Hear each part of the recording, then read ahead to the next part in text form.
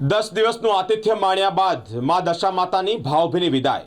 ડભોઈ નજીક આવેલા ચાંદોદ ખાતે આ શ્રમિક પરિવાર એક મંડળ દ્વારા દશા માતાની વિદાય કરવામાં આવી છે. ખૂબ ભક્તિ, આસ્થા અને શ્રદ્ધાથી મા દશા માતાના મૂર્તિનું વિસર્જન કર્યું છે.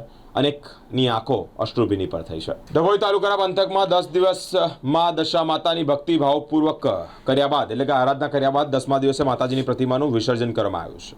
મોટી સંખ્યામાં ભક્તો જોવા મળ્યા છે. મોડી રાત સુધી ડભોઈના મધ્ય તળાવ ખાતે મોટી સંખ્યામાં ભક્તો ઢોલ નગારા અને ત્રાસા સાથે માતાજીનું વિસર્જન કરવા માટે પહોંચ્યા છે. ડભોઈ તાલુકાના દક્ષિણ પ્રયાગ તીર્થ ચાંદોદ ખાતે નર્મદા નદી કિનારે આસપાસ ના અને તાલુકાના મોટી સંખ્યાના ગામના જે લોકો છે, જે ભક્તો છે, માતાજીની પ્રતિમા લઈને વિસર્જન કરવા પહોંચ્યા છે. પોલીસનો ચુસ્ત બંદોબસ્ત પણ જોવા મળ્યો છે. નાવિક શ્રમજીવી મંડળના સહયોગથી માતાજીના વિસર્જન શાંતિપૂર્ણ માહોલમાં સંપન્ન થયું છે.